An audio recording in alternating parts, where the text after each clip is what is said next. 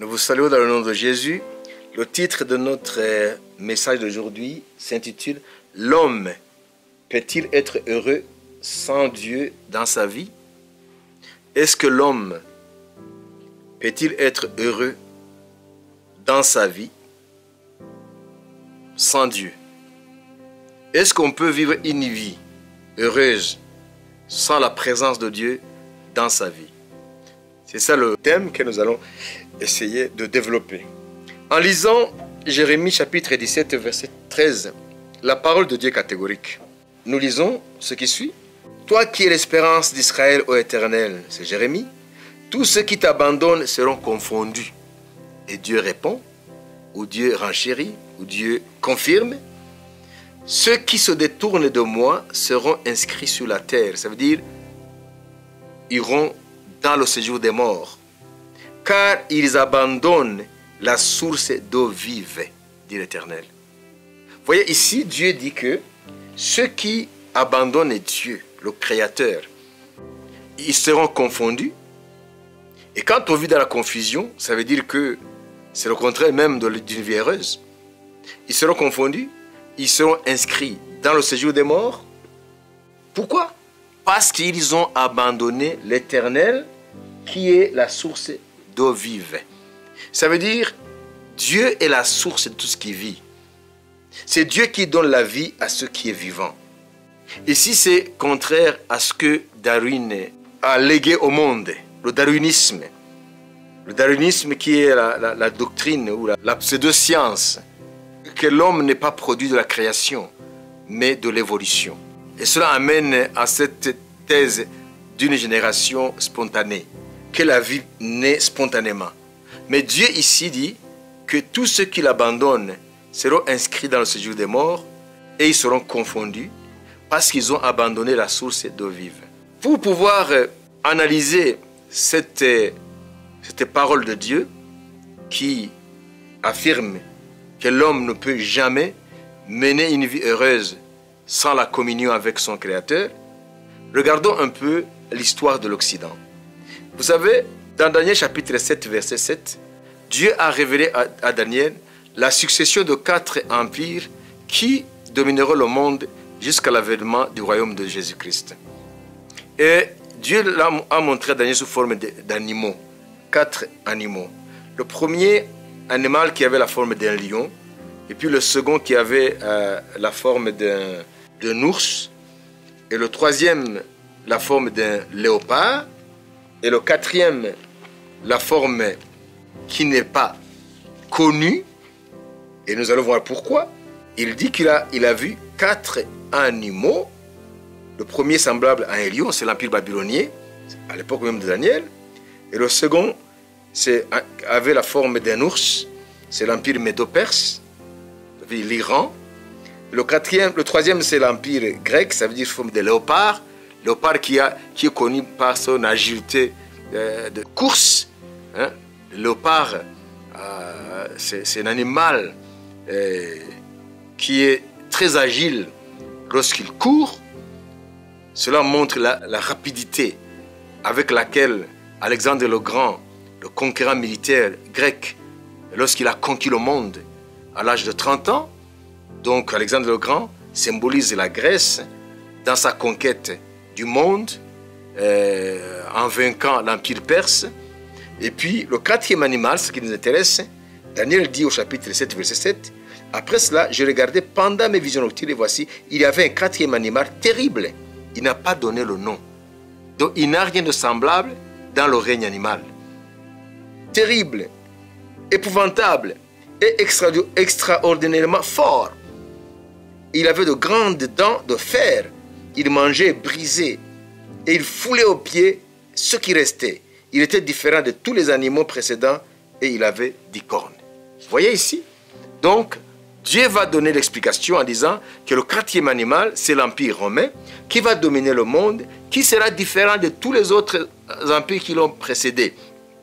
Et puis, Dieu dira que l'Empire romain dominera le monde jusqu'à la fin des temps, jusqu'à l'avènement de Jésus-Christ pour venir instaurer son royaume de paix dans ce monde.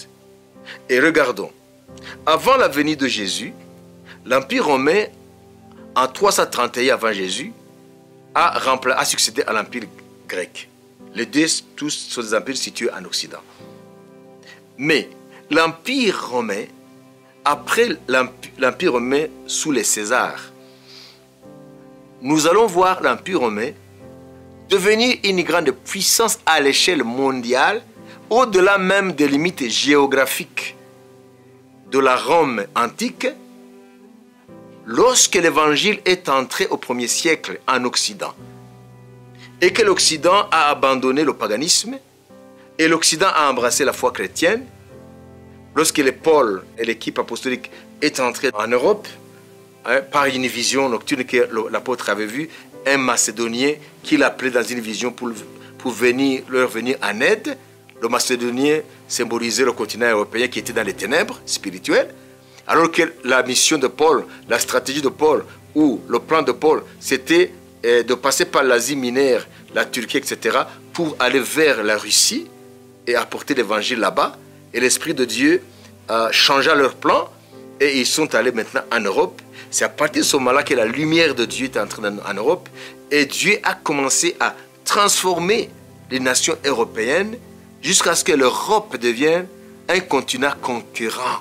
C'est pourquoi l'Europe a été le continent qui, le premier, a conquis les autres continents. Et après, sont nées les colonies des nations européennes, les colonies de l'Empire britannique, l'Empire français, l'Empire hollandais, l'Empire portugais. Ça veut dire que toutes ces puissances-là européennes ont conquis le monde. Parce que géographiquement, à l'époque de l'Empire romain antique, le monde connu était restreint. Mais avec les nations européennes, les puissances européennes modernes, donc le monde a été exploré par les différents explorateurs européens. Vous vous en souvenez, les Magellan, les Diego Cao et d'autres explorateurs, comme Christophe Colomb. Alors, l'Europe a dominé le monde et l'Europe, même lorsque l'Europe a décliné au profit des États-Unis d'Amérique, mais c'est toujours l'Occident qui domine le monde. Et aujourd'hui, la civilisation dans laquelle nous sommes, c'est une civilisation dominée essentiellement par la pensée, par la culture, par la technologie, par le savoir-faire de l'Occident. Alors, tout cela, c'est confiné dans le verset 7 de Daniel 7. Alors, qu'est-ce que je veux dire par là? Alors, à un certain moment, est né en Europe ce qu'on appelle l'humanisme. Ça veut dire que l'homme a été au centre, alors que l'Europe s'était détournée du paganisme, donc qui adorait plusieurs dieux, le polythéisme, pour maintenant glorifier Jésus. Et après, le rationalisme a détrôné la foi chrétienne en Occident au profit de l'humanisme. Donc l'homme est allé au centre et Dieu a été mis de côté. Alors l'humanisme, au fur et à mesure, s'est imposé jusqu'à ce que, à travers les siècles de lumière, les philosophes, jusqu'à ce que l'humanisme produise la société moderne. Et l'homme maintenant se trouve être le seul maître de son destin. L'homme est Dieu pour lui-même. Et voilà, en 1844, né en Allemagne, quelqu'un qui s'appelle Friedrich Nietzsche. Nietzsche qui est philosophe allemand, il est né en 1844, il est mort en 1900. Alors lui, il a amené la philosophie qui est devenue comme une prophétie, parce qu'il a proclamé la mort de Dieu. Et la mort de Dieu pour Nietzsche, ce n'est pas le Dieu créateur, parce qu'il ne connaissait pas Dieu, mais c'était la fin de toutes les croyances et de toutes les croyances dans la transcendance.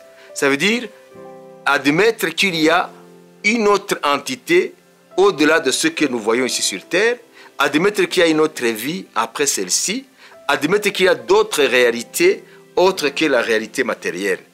Et voilà, Nietzsche proclamait la mort, principalement du christianisme. Et voilà, aujourd'hui, nous vivons la réalité de la prophétie de Nietzsche. Ça veut dire prophétiquement, philosophiquement, il annonçait la mort de Dieu. Et voilà, aujourd'hui, l'Occident, c'est une société qui a perdu les valeurs judéo-chrétiennes, les valeurs de la transcendance. Alors aujourd'hui, c'est une société matérialiste où l'homme est Dieu pour lui-même. Ça veut dire que l'homme n'a besoin que des biens matériels pour pouvoir vivre heureux. Et qu'est-ce que ça donne aujourd'hui? Est-ce que le matérialisme européen, la perte des valeurs chrétiennes en Europe, le déni de Dieu en Europe, est-ce que cela a amené l'épanouissement de l'homme? Loin de là. Où est-ce que nous trouvons le taux le plus important de suicide? C'est en Occident. Aujourd'hui, les valeurs de la famille sautent en éclats. Aujourd'hui, il y a ce qu'on appelle le LGBT. Ça veut dire lesbienne, gay, bisexuel et transgenre.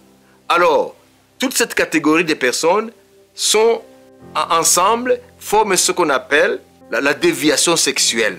Mais eux, ils ne l'appellent pas déviation sexuelle. Ça veut dire que c'est une autre orientation sexuelle. C'est ce qu'ils disent. Mais la Bible qualifie toute cette tendance ou cette déviation sexuelle, la Bible la qualifie de vice contre nature. Et il y a un jugement qui tombe et qui tombera sur ce monde, comme le jugement est tombé sur Sodome et Gomorrhe, parce que c'est des villes qui étaient homosexuelles. Et aujourd'hui, j'aimerais dire que ce que Nietzsche avait annoncé, ça veut dire la mort de Dieu. En d'autres termes, la fin des croyances, la fin de la métaphysique, la fin de la transcendance. Ça produit une société complètement sans boussole, complètement sans repère aucune, une société qui ne vit que des choses matérielles, qui ne vit que des aspirations d'assouvir les besoins immédiats et qui n'a aucune réponse à donner par rapport à la mort, qui n'a aucune proposition à donner à ceux qui se posent la question de ce qu'est la mort, ce qu'il y a après la mort.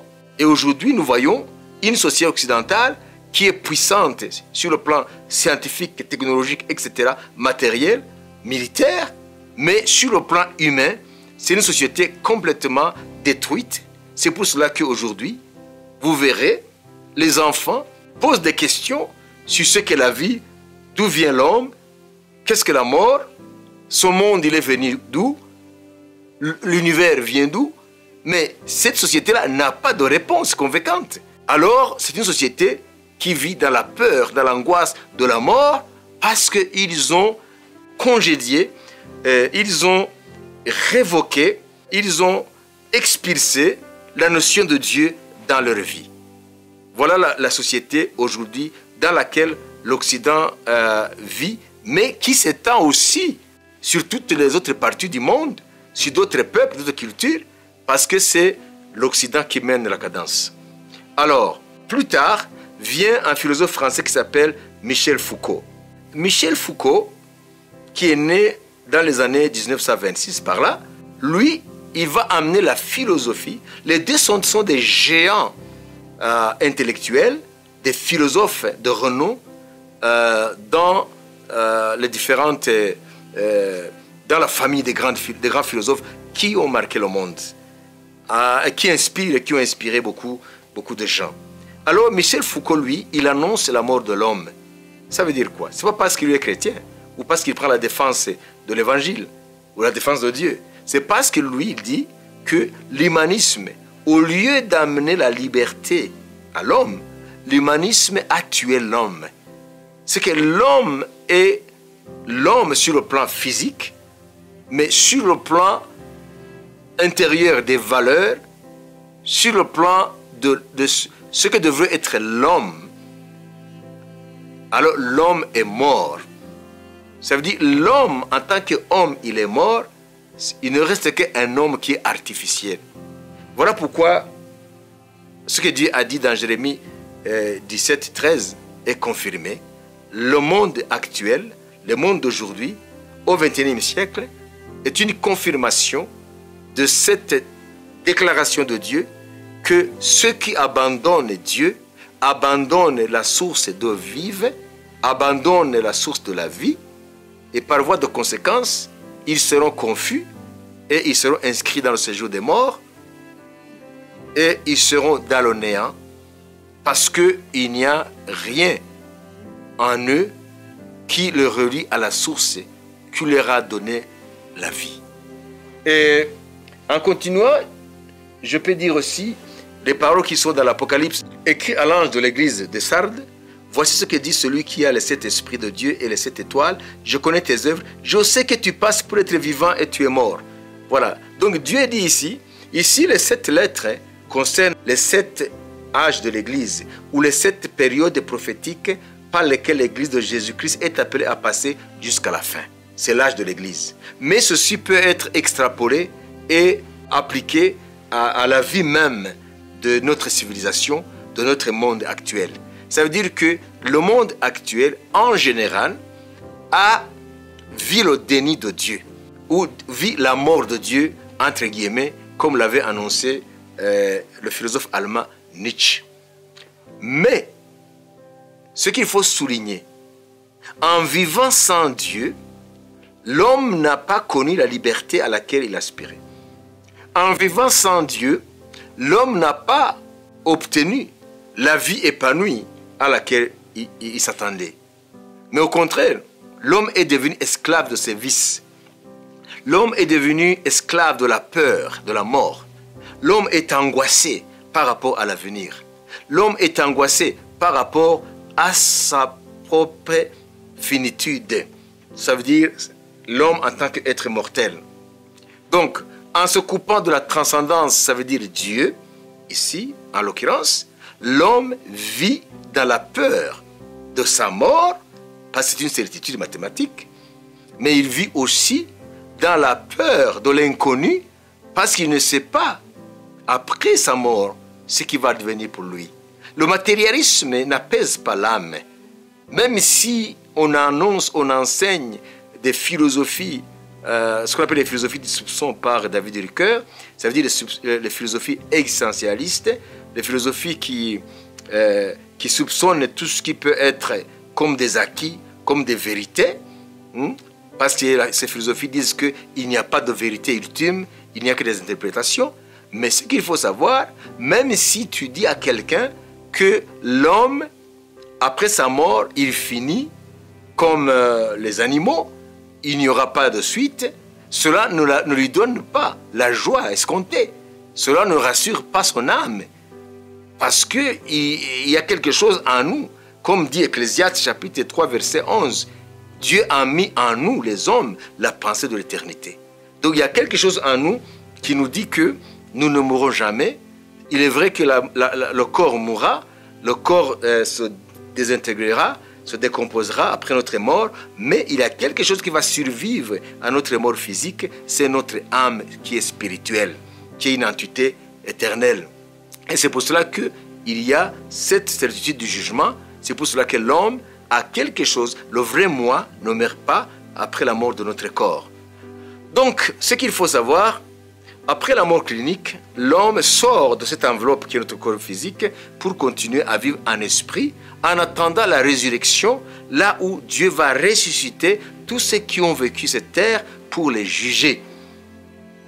Alors, je vais en venir à ceci.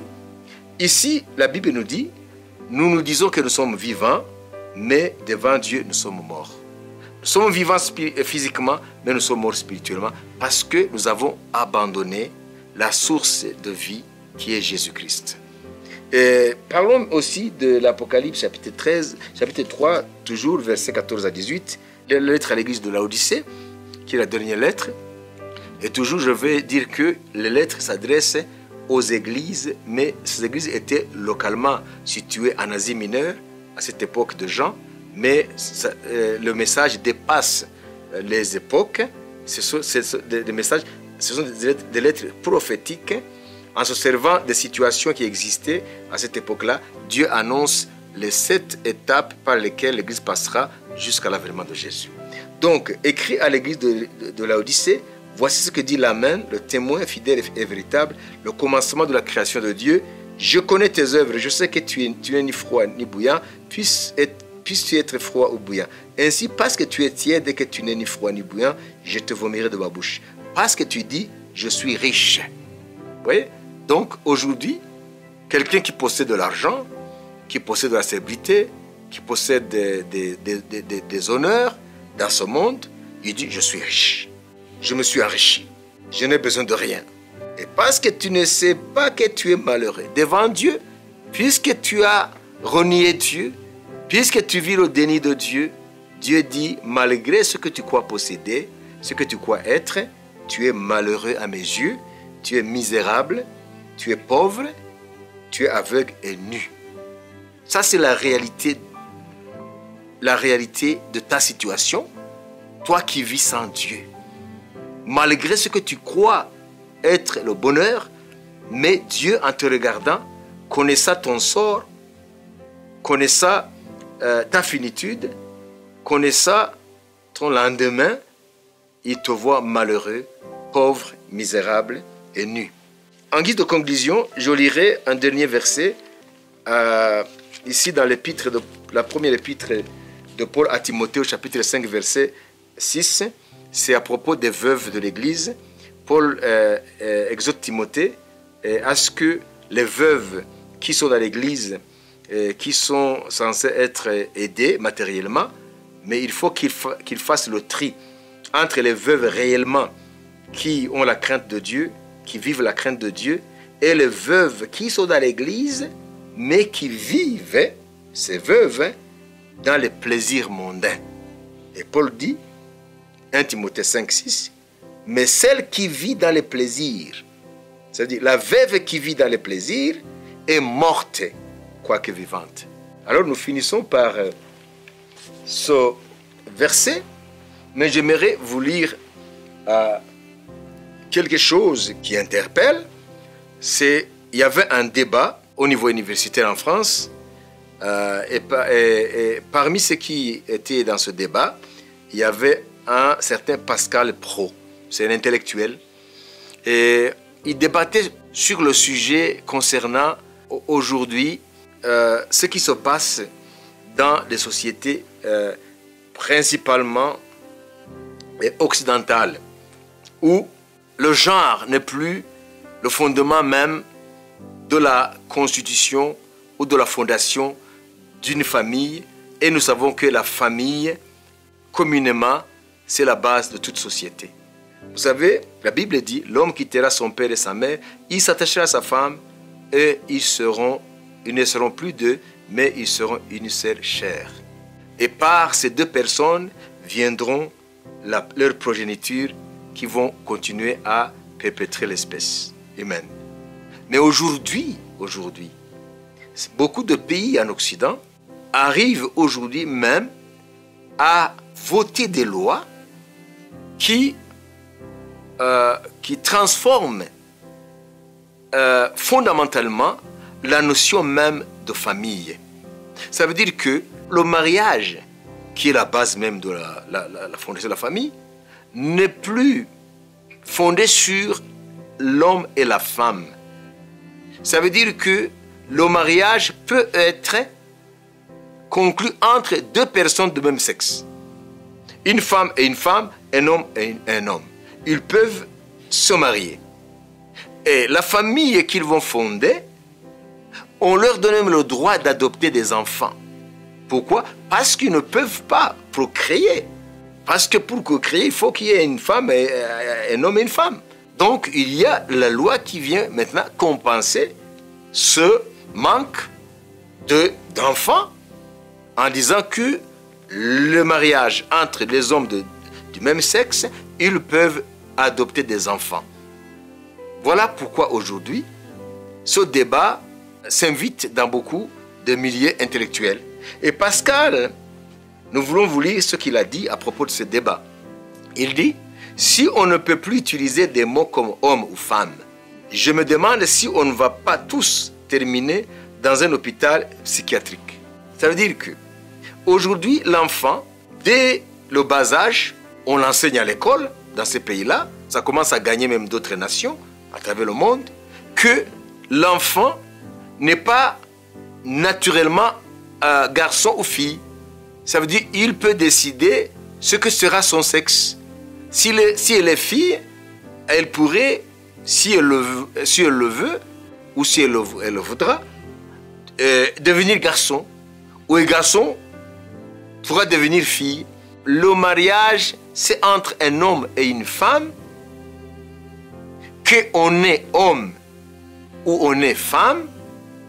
Vous savez, cela a été travaillé depuis longtemps, par exemple à travers la philosophe française qui s'appelle Simone de Beauvoir, dans son célèbre livre qui a été la base du mouvement féministe, en disant que on n'est pas femme, on le devient. Alors, ça s'est développé toute une philosophie, et aujourd'hui, ça influence les politiques, et jusqu'à aujourd'hui, le débat est en train d'être gagné par la société LGBT, ça veut dire lesbienne, gay, bisexuel et transgenre.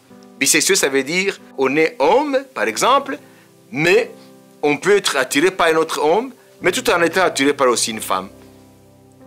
Ça veut dire que, et transgenre, ça veut dire que on est homme, mais on peut se considérer femme. Donc, aujourd'hui, le débat, aujourd'hui, va dans le sens de la victoire de ceux qui vivent cette vie-là, en prenant que pour fonder un foyer, c'est pas nécessaire. Impérativement, il ne faut pas qu'il y ait une femme et un homme.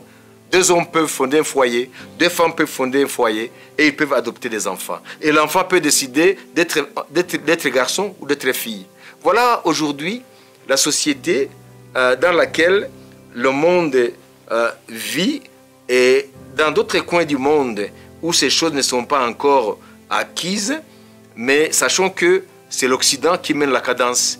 Sachons que nous vivons la civilisation qui, pour la vie de plusieurs intellectuels, est la dernière, la civilisation humaine, et nous savons que cette civilisation est dominée par la philosophie occidentale, est dominée par la pensée occidentale, est dominée par l'empreinte de l'Occident, parce que c'est l'Occident qui donne le ton, parce que c'est l'Occident qui domine les médias mainstream, qui façonnent l'opinion des gens de presque toute la planète. Et c'est pour cela que les valeurs sont en train de tomber devant cette puissance, ce tsunami des antivaleurs qui balayent toutes les valeurs bibliques, qui sont en fait les valeurs qui donnent à l'homme sa dignité. Et je vous dirais absolument que les gens qui veulent vivre pieusement en Jésus-Christ trouveront beaucoup d'opposition aujourd'hui comme demain. Ça veut dire que aujourd'hui, ce qui était normal hier devient anormal. Et ce qui était pensé comme anormal hier, comme même une maladie, une anomalie, devient aujourd'hui de plus en plus normal. C'est pour ça que tu verras aujourd'hui, par exemple, si tu voyages en Europe, en Occident, dans ces pays-là, tu trouveras que les gens qui ne portent pas des tatous deviennent de plus en plus minoritaires. Tu es dans les grands aéroports en Occident, tu verras que pour 10 personnes qui passent devant toi, celui ou celle qui ne porte pas de tatou, qui ne s'est pas tatoué, par exemple, 2 personnes sur 10, exagéré peut-être même, mais c'est la majorité. Et tu verras dans différents bâtiments, maintenant aujourd'hui, on construit des toilettes pour femmes, des toilettes pour hommes, mais aussi des toilettes pour hommes-femmes. Ça veut dire la société bisexuelle, transgenre. Voilà pourquoi aujourd'hui, il faut que le peuple de Dieu se réveille et prenne conscience que nous vivons les temps de la fin annoncés par les prophètes de la Bible, et même notre Seigneur Jésus-Christ, et que cette parole de Jérémie 17, verset 13, elle est plus que d'actualité. Dieu déclare, Dieu jure et déclare que celui qui abandonne le Dieu vivant sera confus. C'est pour ça que nous vivons la confusion spirituelle et morale aujourd'hui. Et Dieu continue en disant que celui qui abandonne Dieu, il abandonne la source d'eau vive et sera inscrit dans le séjour des morts. Que Dieu nous aide.